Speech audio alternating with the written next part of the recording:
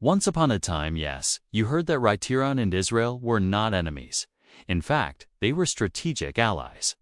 But today, they stand on opposite ends of one of the most hostile rivalries in modern geopolitics. From covert nuclear cooperation to open threats of annihilation, this isn't just a story of nations, it's a story of ideology, betrayal, revolution, and power. Welcome to the untold history of how Iran and Israel, once friends, became bitter foes. In this documentary, we'll walk through time, uncovering a story filled with secret meetings, spy operations, proxy wars, religious dogma, and nuclear ambition. You'll learn what really happened behind the headlines, why peace remains elusive, and what the future holds for this explosive relationship. Buckle up, because history isn't just about the past. It's about the shadows it casts over our future. Before beginning, please hit the subscribe button so that you never miss out on new videos. *** to understand how Iran and Israel became enemies. We must first understand how they became friends.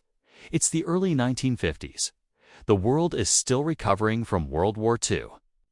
And the Middle East is a chessboard of power plays, oil interests, and Cold War rivalries. In the heart of this complex region, two nations find themselves at odds with their Arab neighbors but curiously aligned with each other. On one side, Iran, ruled by Mohammad Reza Shah Pahlavi, Western-backed monarch who seeks to modernize his nation and secure its position as a regional power. On the other, Israel, a newly established state surrounded by hostile Arab nations, isolated and desperate for regional allies. And thus, in the shadows, a friendship begins discreet, strategic, and shrouded in secrecy. Though Iran is a majority Muslim country and Israel is a Jewish state, the two shared mutual enemies, the Arab world, Egypt, Iraq, Syria. These nations not only opposed Israel's existence, but often clashed with Iran's ambitions and interests. This common ground laid the foundation for what became one of the most surprising strategic partnerships in modern history. Let's begin with the oil factor. In the 1950s, oil was everything. Iran was a major oil producer, and Israel needed energy badly. After its creation in 1948, Israel struggled with embargoes from neighboring Arab countries, who pressured others to isolate the Jewish state. But the Shah's Iran wasn't playing by Arab rules. Quietly, Iranian oil began to flow toward Israel through third parties, under foreign flags, sometimes illegally. Ships carrying Iranian oil would dock in Israel under disguised manifests. Payment, mostly in US dollars and strategic cooperation. Then the periphery doctrine. Israel had a name for this alliance strategy, the periphery doctrine. The idea? If Arab states wouldn't accept Israel, perhaps Israel could surround them with non-Arab allies countries like Iran, Turkey, and Ethiopia. Under this doctrine, Mossad and the Israeli Foreign Ministry worked tirelessly to court Iran. The Shah welcomed their interest. He saw Israel as a useful buffer to Arab power, a source of military intelligence, and a gateway to Western technology. What followed was a relationship as deep as it was secretive. Then intelligence and military ties. By the 1960s, Mossad and Savakaran's notorious intelligence agency were in close contact. They shared intelligence on Arab states, conducted joint surveillance operations, and exchanged military tactics. Israeli advisors helped train Iranian military officers. Israel sold Iran weapons and defense systems. In return, Iran provided Israel with critical oil supplies and access to intelligence on Arab states like Iraq and Egypt. Behind the scenes, these two enemies on paper had become partners in reality. Now the hidden embassy. Here's a twist that few in the world knew about. At the time, Israel didn't have a public embassy in Iran, but it did have an official mission, operating under the cover of a trade office. Israel's diplomatic presence in Tehran functioned like a de facto embassy. Israeli diplomats, security advisors, and military officials worked out of this building, flying under the radar of Iranian public awareness. It was an open secret among Iran's elite, and a source of quiet tension among Islamic clerics, many of whom were already growing restless under the Shah's increasingly westernized rule. Even beyond politics and military deals, there were cultural connections. Iranian Jews were treated relatively well under the Shah. Many had family in Israel.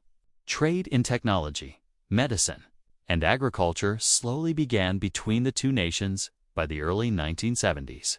Israel and Iran were cooperating on major infrastructure projects, intelligence operations, and regional diplomacy, all beneath the surface.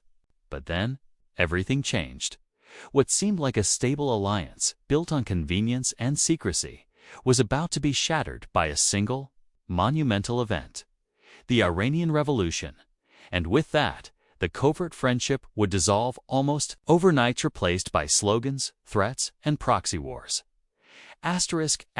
Covert friendship is one thing. But what Israel and Iran had during the Shah's reign was more than a whisper in the shadows. It was a full-blown alliance, hidden only from public view. Behind closed doors, they were partners shaping the Middle East together. A secret built on fear and opportunity. Israel feared annihilation from Arab neighbors. Iran feared regional encirclement, particularly from Arab nationalists who viewed the Shah as a Western puppet. These shared anxieties made cooperation not only logical but necessary. For Israel, which faced economic embargoes and military threats, access to Iranian oil was vital. For Iran, isolated from the Arab world and ambitious to modernize, Israeli technology, intelligence, and global political contacts were priceless. But what truly deepened the relationship was strategic ideology, especially within the frameworks of U.S. Cold War policy. Let's not forget, this was the Cold War era. The United States viewed both Israel and Iran as crucial to containing Soviet influence in the Middle East. Washington's military and economic aid to both countries helped grease the teeth of this hidden alliance. The Shah was one of America's strongest allies in the region. And Israel, though controversial, was steadily gaining support in U.S. political circles. That mutual alignment with Washington allowed the Shah and Israeli leaders to communicate and coordinate through unofficial but highly effective back channels. Project Flower, the secret military pact. In the mid-1970s, the alliance took on a new form: Project Flower. This was a joint Israeli-Iranian military development program designed to create advanced missile systems and military hardware. Israel had the expertise. Iran had the money. Together, they worked on upgrading Iran's arsenal with state-of-the-art weaponry that would never be traced back to Tel Aviv discovered at all. The irony. This program, designed in part to counter Arab enemies and increase Iran's self-defense capabilities, would later be cited by the Islamic Republic as evidence of Israel's sinister influence. Operation Seashell. While much of the world was focused on the Yom Kippur War in 1973 and its aftermath, Iran and Israel were involved in another top-secret program, Operation Seashell. This program involved the sale of Israeli weapons to Iran. We're talking about artillery shells, tank parts, communications equipment, and military training. These were not small-scale exchanges. These were hundreds of millions of dollars in defense contracts, all kept under wraps. The irony grew thicker when you consider that Iran was also hosting U.S. military advisors, British intelligence officers, and French weapons contractors, while quietly developing stronger ties with Israel. To the Shah, ideology came second to power. And to Israel, survival required unconventional friends. The Kurdish card, another key front in their alliance, was Iraq and, more specifically, the Kurds. Throughout the 1960s and 70s, Iran and Israel both supported Kurdish rebels fighting against Saddam Hussein's Iraqi regime. For Israel, this was a way to weaken a hostile Arab state. For Iran, it was leverage over Baghdad. They both supplied weapons, training, and intelligence to Kurdish fighters through covert operations. While this alliance was effective, it was also risky. Iran's deal with Israel to help the Kurds was never public, but it shaped Iraq's deep suspicion of Tehran, planted seeds for future conflict between Iran and Iraq. Let's not underestimate how valuable Iran was to Israel geographically, because Arab states closed their airspace to Israeli flights. Israeli airlines could only access Asia via special arrangements. Iran allowed Israeli commercial and military planes to fly over its territory, connecting Israel to India, East Asia, and even parts of Africa. This access was crucial for trade, diplomacy, and covert operations. Iran became Israel's silent bridge to the east, behind the scenes. There were warm, personal relationships. Israeli diplomats and intelligence officers were often welcomed at the highest levels of Iranian government. The Shah's own sister had strong ties to Jewish communities, and the royal family occasionally sent discreet emissaries to Jerusalem. Some Israeli military officers even trained inside Iran. Mossad had near-direct access to Tehran's decision-makers. It was a golden era if you were part of the elite, but not everyone in Iran approved. Beneath the surface, discontent was growing. The clerics, the students, the traditionalists, they saw the Shah's alliance with Israel as a betrayal of Islamic values and a sign of Western corruption. And this tension's low, silent, boiling was about to erupt. The clock was ticking toward one of the most consequential events in Middle Eastern history: the 1979 Iranian Revolution. In the shadows of luxury palaces and foreign alliances, something ancient and powerful was stirring in the streets of Iran. The alliance with Israel may have thrived in secrecy, but the rage it ignited was very real. And in 1979, the dam burst. The cracks beneath the surface. For years, the Shah of Iran had ruled with an iron fist. Backed by the United States and emboldened by covert alliances like the one with Israel, he pushed for rapid modernization. Western-style universities, cinema, fashion, and economic reforms to the elite. It was progress to many ordinary Iranians, especially the devout. It was moral decay. Clerics like Ayatollah Ruhollah Khomeini had long warned against the Shah's corruption. In sermons smuggled on cassette tapes and passed hand to hand, Khomeini accused the Shah of selling Iran's soul to the West and to Zionists. Israel is the enemy of Islam, he declared, and those who ally with Israel are traitors to the faith. To millions of devout Muslims, these weren't just political statements, they were sacred truths.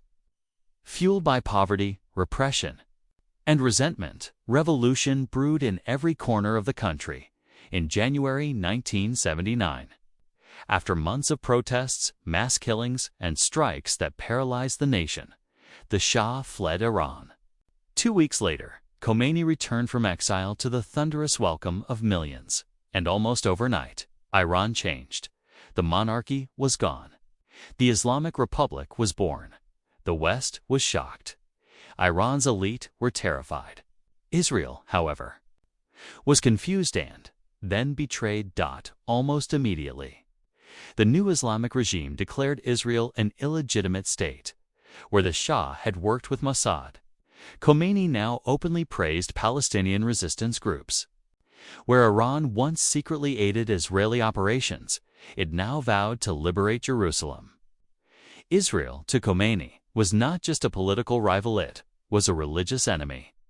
The Jewish state, in his words, had occupied the first Qibla of Islam, Jerusalem. And worse, it was supported by the great Satan itself, the United States. The great Satan and the little Satan, Khomeini famously said, America and Israel must both fall. The Iranian regime wasted no time dismantling the alliance. Israeli diplomats were expelled. The Israeli Trade Office was shut down. Its building was handed over to the Palestine Liberation Organization, PLO. A symbolic slap in the face. Iran cut all official ties with Israel, and the Jewish state was banned from any dealings with Iranian entities. But it went even further. Anyone suspected of being associated with Israel or the Shah's foreign alliances was arrested, imprisoned, or executed. Suddenly, the Iranian Jewish community, once relatively safe under the Shah, found itself targeted by suspicion. Thousands fled the country, many settling in Israel and the U.S. What had once been a quiet, covert partnership was now openly demonized.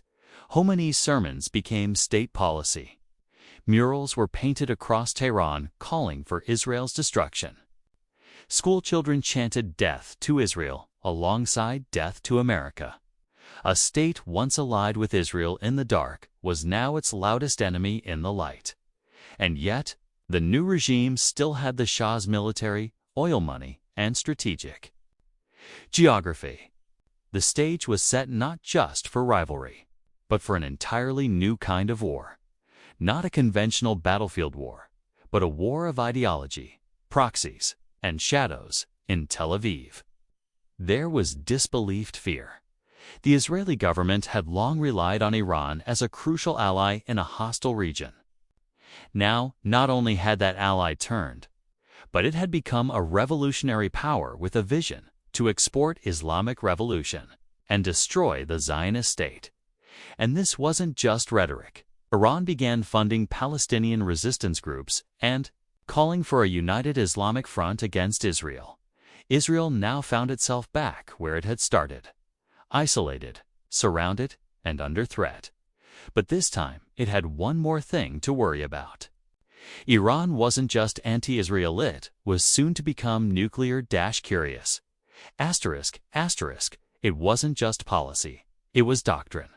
A creed in the Islamic Republic of Iran. Opposition to Israel wasn't merely political, it was a pillar of the revolution itself. Ayatollah Ruhollah Khomeini had no interest in traditional diplomacy. To him, the Islamic Revolution was not confined to Iran, it was meant to reshape the entire Muslim world and Israel. In his vision, it had no place. From his earliest speeches, Khomeini branded Israel a cancerous tumor in the heart of Islam. He condemned its creation, its Western support, and most of all its occupation of Jerusalem, the third holiest city in Islam. The Zionist regime is an illegitimate entity, Khomeini declared.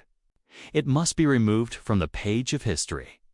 This wasn't just religious fervor, it was geopolitical strategy. By positioning Israel as Iran's primary enemy, Khomeini united a wide spectrum of followers from conservatives to radicals. From nationalists to Islamists under a single rallying cry: resistance, institutionalizing hate after the revolution. This anti-Israel stance wasn't left to speeches alone, was institutionalized. Iran's military was restructured. But alongside it, a new force was born. The Islamic Revolutionary Guard Corps, IRGC. Their mission: to defend the revolution domestically and sport it abroad. One of the IRGC's first international priorities: undermining Israel through proxies, support for liberation movements, and funding of Palestinian resistance groups. A special division within the IRGC was created, the Quds Force, named after Jerusalem al-Quds in Arabic. This elite unit was tasked specifically with operations beyond Iran's borders, especially those aimed at Israel and its allies. With official ties to Israel cut and propaganda ramping up, Iran began building new alliances with those who shared its anti-Zionist ideology. Groups like the Palestine Liberation Organization, Pro-Islamic Jihad in Palestine, Popular Front for the Liberation of Palestine, PFLP.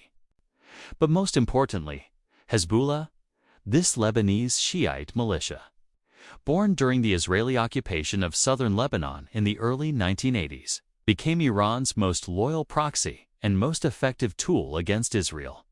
Iran trained them, armed them, funded them, and through Hezbollah, began a shadow war across Israel's northern border. Resistance as identity back home. The idea of resisting Israel became part of Iranian identity. Every school child was taught that Israel was evil. Every national holiday included chants of death to Israel. Universities held seminars on Zionism and global oppression. Mosques echoed sermons denouncing the little Satan. The regime tied its legitimacy to opposition against Israel.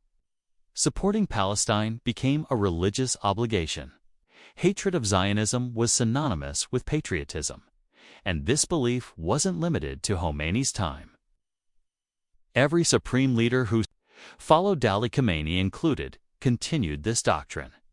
In Iran's view, there could be no peace with Israel, only resistance. For Israel, this wasn't just dangerous, it was confusing. Just years earlier, Iran had been a crucial ally. Now it was funding militants, sponsoring anti-Israel revolts, and creating an axis of hostility stretching from Tehran to Beirut to Gaza. But Israel didn't respond publicly, not yet.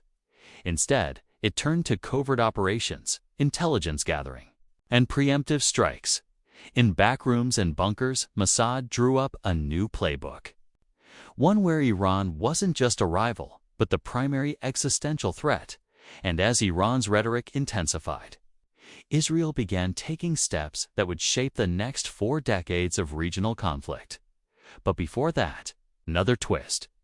Despite this growing hatred during the Iran-Iraq War, Iran and Israel unbelievably would cooperate again. Yes, you heard that right, in war. Strange bedfellows are made. The shadow war had begun.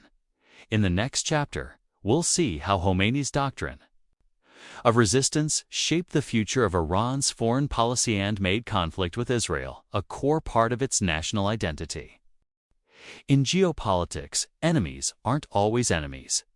And in the fog of war, yesterday's threats can become tomorrow's partners.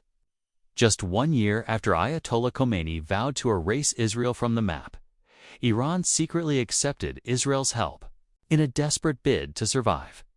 In September 1980, Iraq invaded Iran. Saddam Hussein, sensing weakness in the newly formed Islamic Republic, launched a full-scale war. His goals were clear: to seize disputed territories, crush the revolution, and position Iraq as the dominant Arab power. But the war didn't go as planned. What began as a quick invasion turned into one of the bloodiest, longest wars of the 20th century, lasting 8 grueling years and claiming over 1 million lives. Iran, isolated diplomatically and militarily, was desperate for weapons, spare parts, and ammunition. Most Western countries had cut off supplies. Arab states were funding Saddam, and the Soviet Union was hesitant to intervene. Iran was boxed in. And that's when Israel quietly stepped in again.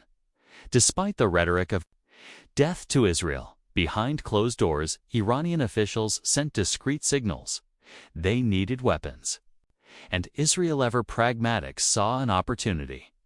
Why would Israel help a country that now called for its destruction? Simple. Iraq was the bigger threat. Saddam Hussein had one of the largest armies in the Arab world. He openly threatened to burn half of Israel with chemical weapons. He was also courting nuclear power, so for Israel, helping Iran wasn't aiding a friend, it was weakening a larger enemy through intermediaries. Israel began smuggling weapons to Iran. Thousands of tons of military equipment flowed through secret channels and tight missiles, aircraft spare parts, artillery shells, and even radar systems. Most of these shipments were paid for in oil or through third-party European dealers. At times, Israeli officials even traveled to Tehran using false passports. Mossad worked alongside global arms dealers to ensure plausible deniability. One of the most astonishing examples. Israel helped repair and maintain Iran's U.S.-made fighter jets, parts for which were unavailable due to U.S. sanctions. Israeli engineers, once again, became essential to Iranian Air Force operations. This cooperation, though never formalized, was pragmatic. Iran needed to survive. Israel needed to prevent Iraq from becoming a regional superpower. Both had reasons to distrust Saddam. Both had reasons to keep this arrangement secret. But it was fragile. Every deal made in the dark had to be denied in the light. Officially, Iran continued to call for Israel's destruction. Unofficially, it relied on its expertise to keep its war machine running. And then, the secret got out in 1986. An explosive scandal rocked U.S. politics and exposed part of Israel's covert dealings with Iran. The Iran-Contra affair revealed that senior U.S. officials had secretly facilitated the sale of arms to Iran through Israel, using the profits to fund Nicaraguan rebels. The American public was stunned. But to Israel and Iran, this wasn't shocking. It was business as usual until it wasn't. The scandal forced Israel to pull back some of its operations. And inside Iran, hardliners used the revelations to embarrass pragmatists who had negotiated with Zionist agents. The damage was done and the pattern was clear. In the Middle East, ideology bends to necessity. Enemies traded in secret. Public threats masked private deals. And revolutions, even Islamic ones, still needed spare parts and bullets. Paradoxical relationship. The Iran-Iraq War left behind a paradox.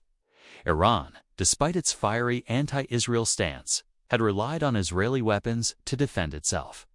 Israel, despite being demonized by Iran, had quietly helped its enemies survive just to hurt a worse one. And through it all, both nations understood something. Open war was dangerous. But shadow war? That was survivable. And even winnable, as the guns fell silent in 1988.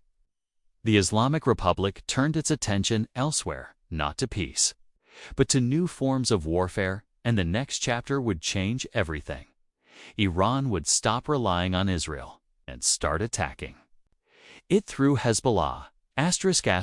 Iran learned a lesson from the Iran-Iraq War. If you can't fight a superpower directly, fight it through someone else. And in southern Lebanon, a new weapon was born, one that would change the rules of the game forever. The Israeli invasion of Lebanon in 1982 was intended to drive out the Palestine Liberation Organization (PLO) and create a security buffer. But the invasion had unintended consequences. While Israel was focused on the PLO, a new, more radical force was taking shape. Hezbollah, literally. Party of God, backed, funded, and trained by Iran's Revolutionary Guard Corps, IRGC. Hezbollah emerged from the Shiite communities of southern Lebanon. They were religious, militant, and fiercely anti-Israel. And unlike the secular PLO, Hezbollah's ideology mirrored Iran's revolution. Israel must be destroyed. Palestine must be liberated. And Jerusalem must return to Muslim hands. Iran's long-arm Iran didn't just inspire Hezbollah, built it. Within months of Israel's occupation of Lebanon, the IRGC deployed hundreds of operatives to the Bekaa Valley. There, they trained fighters in guerrilla warfare and IED tactics, provided advanced weapons and communication equipment, built religious schools and mosques to spread revolutionary ideology, created a media infrastructure to craft the narrative of resistance. This was more than military support, it was exporting the Islamic Revolution. One bullet and sermon at a time. Hezbollah became Iran's first successful proxy, blending nationalism, religion, and military force. And for Israel, it became a nightmare. By the mid-1980s, Hezbollah had launched hundreds of attacks against Israeli forces in Lebanon. Ambushes, rocket strikes, car bombs, sniper fire, kidnappings. The group also began targeting Israeli and Jewish interests outside of Lebanon, including the infamous 1983 bombings of the U.S. Embassy and Marine barracks in Beirut, which killed over 300 people. While Iran denied direct involvement, intelligence agencies worldwide traced training, funding, and ideology directly to Tehran. This was a new kind of war, one that Israel could not easily fight in the open. Israel, accustomed to conventional threats, now faced an enemy with no borders, no uniforms, and no fear of death. Hezbollah also pioneered a chilling tactic: kidnapping. Foreign nationals, including Western journalists, aid workers, and Israeli soldiers. These captives became bargaining chips, propaganda tools, symbols of power for Iran. These operations sent a message: you may have tanks and jets, but we control the shadows. And perhaps more dangerously, Hezbollah's success inspired a model that Iran would replicate elsewhere. Hezbollah wasn't just a pawn, it became a strategic partner for Iran. Together, they developed coordinated strategies for regional influence. Iran supplied missiles, cash, surveillance tech, and ideological direction. Hezbollah, in turn, gave Iran reach into Israel's borders without risking direct retaliation. By the 1990s, Hezbollah had become more than a militia. It was a political party, a social service provider, and a state within a state in Lebanon. And its rise signaled a terrifying shift. Iran didn't need to fight Israel directly anymore. It could bleed Israel's slowly, constantly, forever through others. Israel responded with its own playbook: targeted assassinations, intelligence, infiltration, and surgical airstrikes on suspected arms convoys and training camps in Lebanon. But every action bred more resistance. Hezbollah grew more sophisticated. Its missile arsenal expanded. Its ties to Iran deepened, and for every Israeli strike, Iran's message to the region echoed louder: we are the true champions of Palestine. We are the defenders of Jerusalem. And we will never make peace with the Zionists. The war had evolved from a battle between nations to a network of non-state actors, sleeper cells, and proxy armies. And behind it all, pulling the strings with precision and purpose, was Iran. But Israel wasn't standing still. It was preparing a response. One that would begin not with bombs, but with silence and secrets. You won't see it on the news. You won't find it in official speeches. But Israel has a rule: if you threaten us, we find you. And beginning in the 1990s, as Iran-backed Hezbollah grew bolder, Israel activated a new kind of warfare: quiet, surgical, lethal. While Iran fueled Hezbollah with arms and ideology, Israel turned to its most feared asset: Mossad, its intelligence agency. Forget large-scale wars. Mossad was designed for precision elimination, assassinations, sabotage, psychological operations, and misinformation.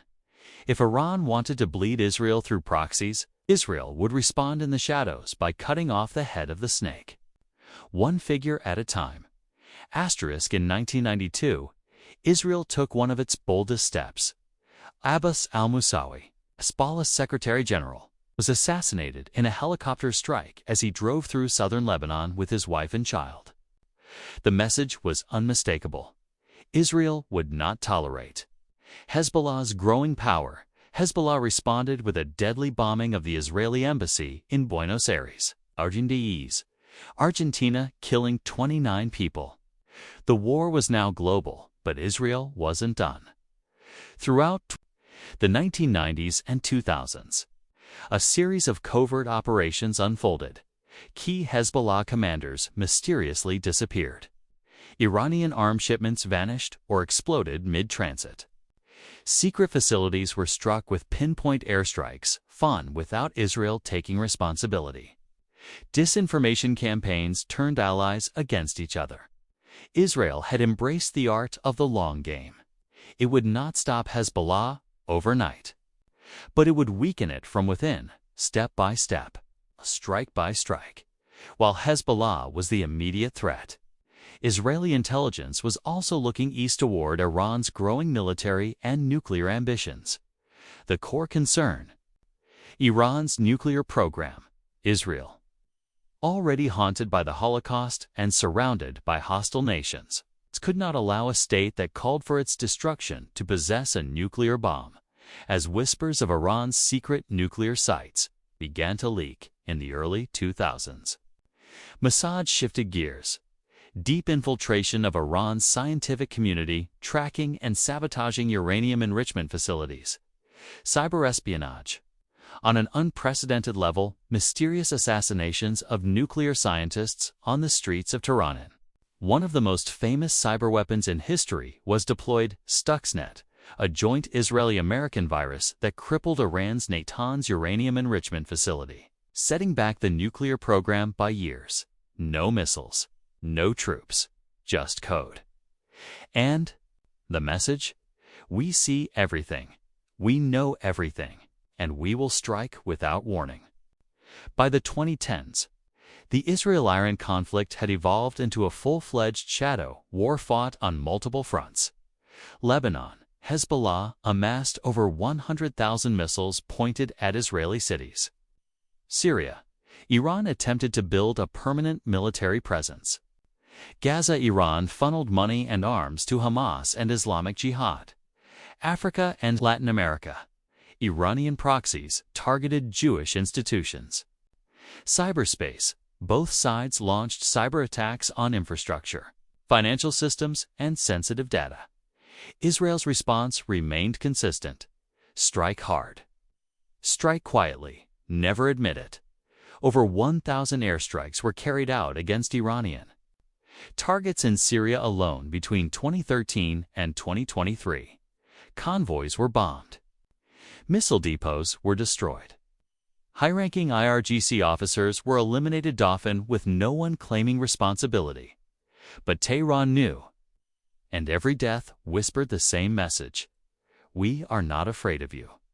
This war wasn't just physical, it was psychological. Leaks of Mossad operations rattled Tehran's leadership. Surveillance drones flew near Iran's nuclear sites, reminding them they were being watched.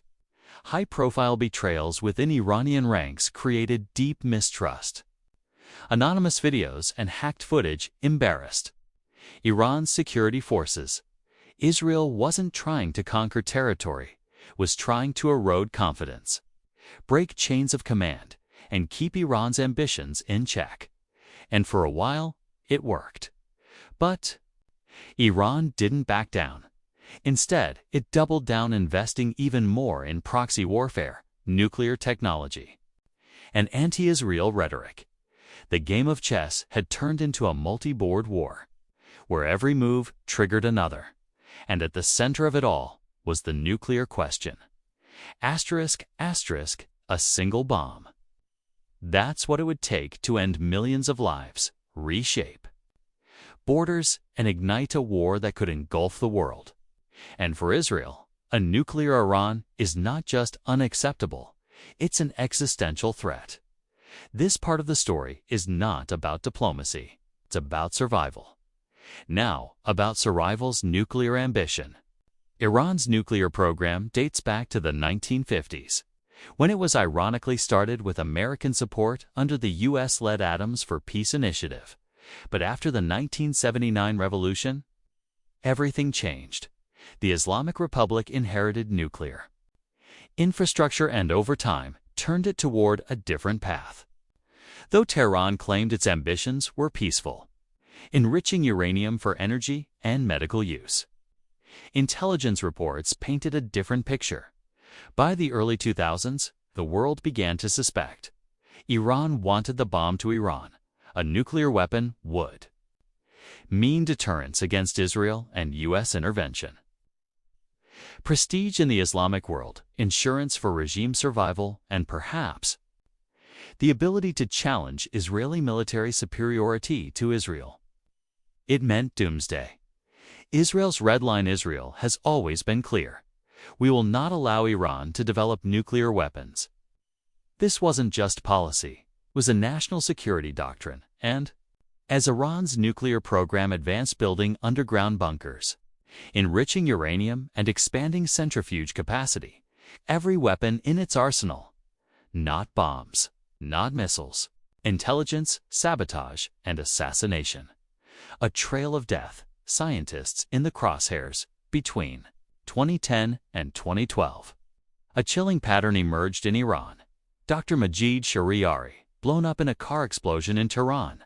Dr. Masoud Ali Mohammadi killed by a remote-controlled bomb. Dr. Dariush Rezan, gunned down in front of his wife, Dr. Mostafa Ahmed Roshan, assassinated with a magnetic bomb under his carnet. Of these scientists were soldiers.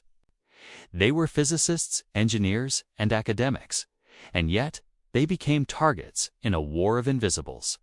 Iran blamed Mossad. Israel, as always, denied involvement. But the message was unmistakable. If you build the bomb, we'll come for you. Perhaps the most innovative and terrifying weapon used in this war was digital. In 2010, Iranian engineers at the Natanz nuclear facility noticed a strange malfunction. Centrifuges were spinning out of control, exploding without explanation. The culprit, Stuxnet, a cyber weapon developed jointly by Israel and the U.S. It was the world's first digital weapon to cause real-world destruction. It infected Iranian networks silently, rewrote machine code, and destroyed thousands of uranium-enriching centrifuges without firing a single shot. The attack set Iran's program back years, but it also opened Pandora's box. Iran responded by creating its own cyber army, launching attacks on Israeli banks, water facilities, and even hospitals. What began as a stealth mission turned into a full-blown cyber arms race. Nuclear talks and deception, while sabotage and espionage raged behind the scenes. Diplomats were making headlines. In 2015, after years of tense negotiations, Iran and world powers including the U.S. signed the Joint Comprehensive Plan of Action, JCPOA, or simply the Iran Nuclear Deal. Under the agreement, Iran agreed to limit its uranium enrichment, reduce its centrifuges, allow international inspections. In exchange, international sanctions were lifted, allowing billions in frozen assets to return to Tehran. World leaders hailed it as a breakthrough, but Israel did not. Netanyahu's famous presentation in 2018. Israeli Prime Minister Benjamin Netanyahu stunned the world. He revealed a Mossad operation in which agents stole a massive cache of Iranian nuclear documents from a secret warehouse in Tehran. The documents proved beyond doubt that Iran had maintained a covert nuclear weapons program for years. Standing before the UN and the world, Netanyahu declared, Iran lied. Big time. That same year, the United States under President Trump withdrew from the nuclear deal, reimposing crippling sanctions. Iran responded by escalating its enrichment, and once again, the nuclear shadow war intensified. The assassination of Mohsen Fakhrizadeh, November 2020. Another shock, Dr. Mohsen Fakhrizadeh, the father of Iran's nuclear weapons program, was assassinated outside Tehran. Iranian media claimed it was carried out by an AI-controlled machine gun mounted on a truck, a method so advanced it sounded like science fiction. Once again, Israel was blamed. And once again, silence followed. But make no mistake, this was a direct message.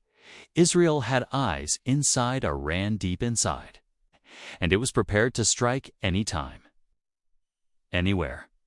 Iran has since moved deeper underground, literally. New nuclear sites have been built beneath mountains, fortified against airstrikes. Advanced centrifuges spin 24/7. The margin for error grows thinner by the day. Meanwhile, Israel accelerates its preparations. Airstrikes in Syria and Iraq targeting Iranian convoys, drone surveillance over Iranian nuclear zones, joint military drills with the U.S. simulating strikes on nuclear sites, and so The Middle East stands on a knife's edge. One miscalculation, one assassination too far, one warhead too close, and the unthinkable could become real. The United States has long been the most powerful player in the Middle East.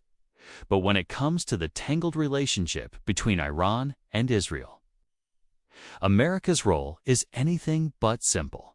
At times a protector, at times a negotiator, at times a silent bystander. America's policies have shaped this rivalry more than most realize. Back in the 1950s and 60s. The U.S. saw both Israel and Iran as pillars against Soviet expansion in the Middle East. It provided Israel with extensive military aid and diplomatic support. It backed the Shah's regime with billions in economic and military assistance. Both nations were seen as vital allies, one democratic and Jewish, the other a secular autocracy with vast oil reserves. But the 1979 revolution changed everything. The new Islamic Republic's anti-American rhetoric made Iran an immediate adversary. The U.S. Embassy hostage crisis, where 52 Americans were held for 444 days, cemented Iran as the evil regime in American eyes. Yet, Israel and the U.S. found themselves aligned against a common foe. Over the decades, the U.S. has oscillated between two conflicting strategies: hardline containment, sanctions, military presence, and support for Israel's security. Diplomatic engagement, attempts at negotiation, like the JCPOA, aimed at preventing nuclear proliferation. At times, the U.S. has pushed Israel to hold back on overt military action to keep diplomacy alive. Other times, it has supported covert operations behind the scenes. The Iran-Contra affair Reduxa.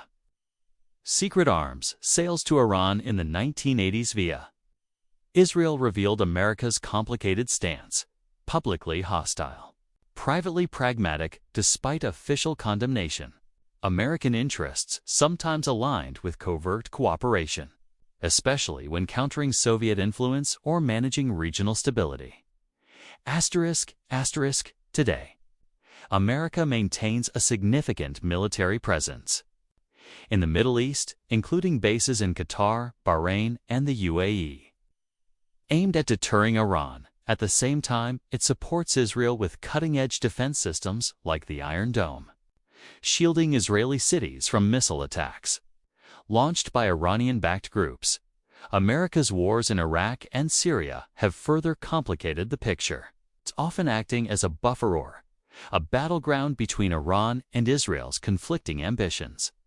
For Washington, balancing Israel's demands for decisive action against Iran with global diplomatic pressures for restraint has been a delicate dance, while Israel seeks a hardline approach.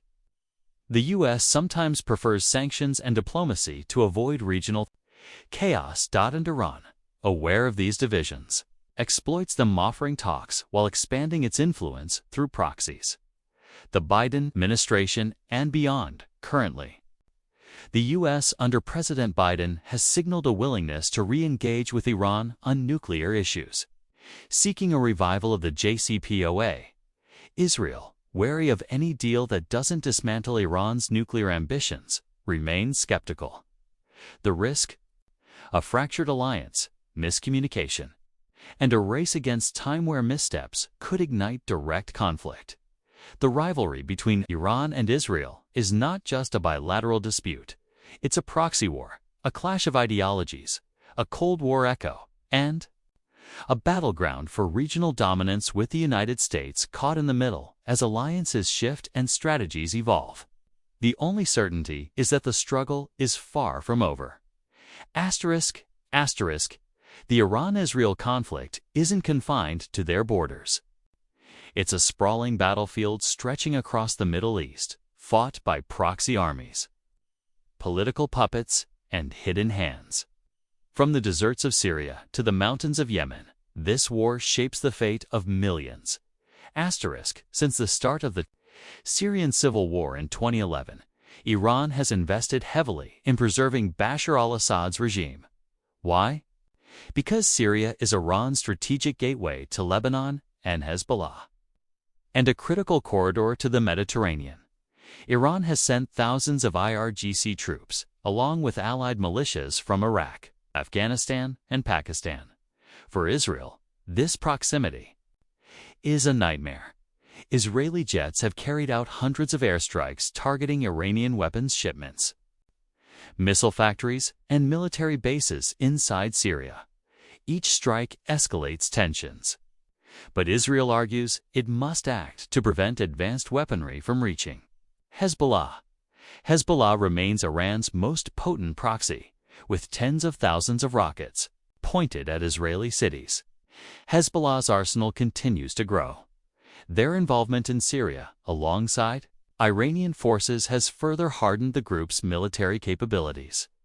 Israel remains on high alert, knowing that any spark could ignite a devastating war.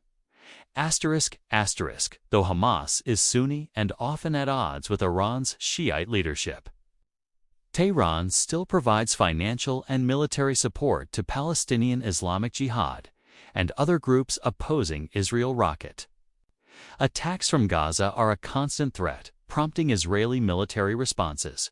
Iran uses Gaza as another front to pressure Israel without direct confrontation. Yemen, the forgotten war. Far to the south, in Yemen, Iran supports the Houthi rebels fighting the Saudi-led coalition, while the main conflict centers around Saudi-Iranian rivalry. The Houthis have launched missile and drone attacks toward Israel and allied nations. Yemen is a lesser-known but critical arena where Iran projects power and challenges Israel's allies. Iran's influence also extends into Iraq.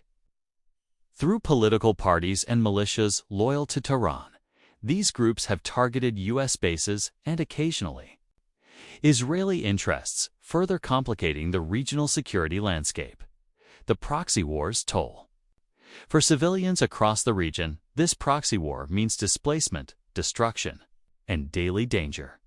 Millions have fled homes, economies have collapsed, and the specter of war looms large. The Iran-Israel conflict has turned the Middle East into a chessboard, and the people are its pawns. As Iran deepens its regional footprint and Israel doubles down on preemptive defense, the possibility of direct conflict grows. Each proxy skirmish, assassination, or missile strike inches the region closer to all-out war, and with nuclear tensions simmering, the stakes couldn't be higher. Asterisk, asterisk, behind every missile, every covert operation, every headline, there are real people. Mothers mourning sons lost to war, fathers watching homes reduced to rubble, children who only know fear. The Iran-Israel conflict is not just a battle of nations, it's a story of humanity caught in the crossfire. Asterisk, asterisk, decades of hostility have left scars deeper than borders. In Israel, families live under the shadow of missile attacks, with sirens, warning of imminent danger. Children grow up with bomb shelters and emergency drills as part of daily life. In Lebanon and Iran, countless lives are lost or disrupted by wars fought in proxy and in the shadows. Sanctions cripple economies, limiting access to medicine and opportunities. Across the Middle East, millions have been displaced refugees, fleeing violence and instability caused or exacerbated by this relentless conflict. The suffering is shared, yet often forgotten amid political rhetoric and military strategies. Asterisk, asterisk, yet. Amid the darkness, there are those who dare to dream of peace. Grassroots movements in Israel and Iran call for dialogue and understanding beyond government propaganda. Cultural exchanges, academic collaborations, and social media initiatives create bridges between ordinary citizens. International organizations work tirelessly to deliver humanitarian aid to those caught in conflict zones. Will the next generation inherit a legacy of hatred or one of reconciliation? The obstacles are immense. Deep mistrust, competing ideologies, Powerful factions invested in conflict, but history shows us that even the fiercest enemies can find peace. It requires courage on all sides to listen, to empathize, and to envision a future where coexistence is possible. Why did Iran and Israel become enemies? Because of history, ideology, fear, and power. Because of secrets and lies, alliances, and betrayals. Because of wars fought in the open and wars fought in the shadows. But most importantly, because they are human beings, shaped by their stories. Understanding this complex history is the first step toward breaking the cycle. The question remains, can the next chapter be one of peace? Thank you for joining this deep dive into the history behind the Iran-Israel enmity. If you found this video insightful, don't forget to like, subscribe, and share. What do you think the future holds for these two nations? Let us know in the comments below.